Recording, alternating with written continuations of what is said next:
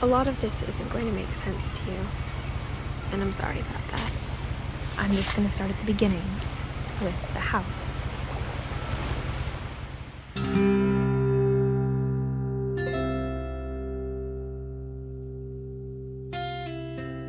Before we get to how we teach video games, I wanted to take the time to give examples of video games that I think are good jumping off points, and also examples of video games that I think are not ideal for the classroom. Some video games are more story focused, some are more gameplay focused, whereas a rare amount are art focused, and the rest attempt to balance everything. To start with, I propose to create a canon of narrative-driven and narrative-based video games from which English teachers can reference and add to in the future. But ultimately, this will require a lot of experimentation and discussion. For now, here are my suggestions for what video games to teach and what practical things to consider. In general, I recommend that English teachers consider engaging with and exploring narrative-based or narrative-driven video games.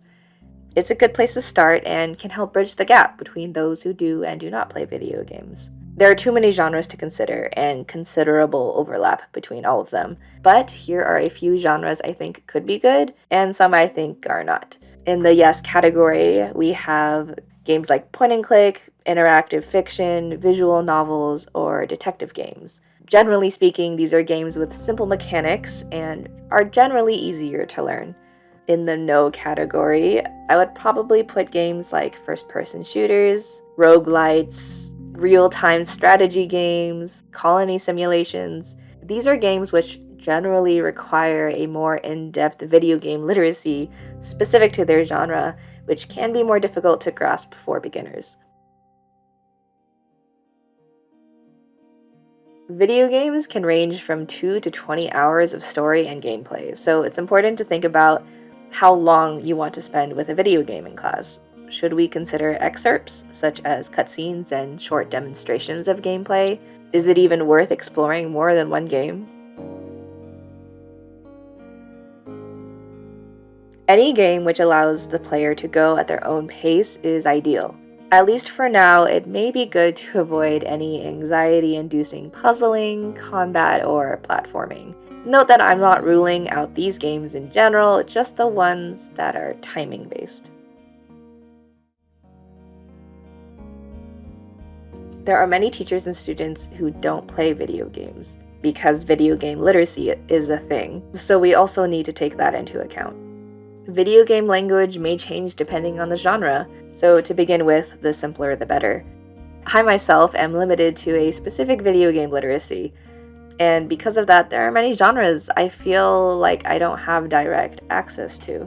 For those familiar with video games, we need to be asking, does it have a good tutorial level? Does the player need a certain familiarity with video games in general to progress? Accessibility, or literacy, is what I think will define which video games make it into the classroom. The extent to which the video game is included or introduced into the classroom will depend largely on the teacher's own digital literacy. So we should also choose games based on whether or not they would be good for beginning players.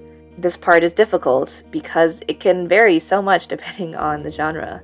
Rhythm games are different from visual novels, which are different from platformers. 3D is different from 2D, and on and on. But maybe it's okay if the barrier is high, because then that in itself can become part of the discussion. We can compare it to books and films and ask, how does it change the story for you that you can't progress automatically or until your skill is higher? How is watching a video game different from playing a video game? In the end, the main issue we run into is that overall, as an art form, video games are relatively young.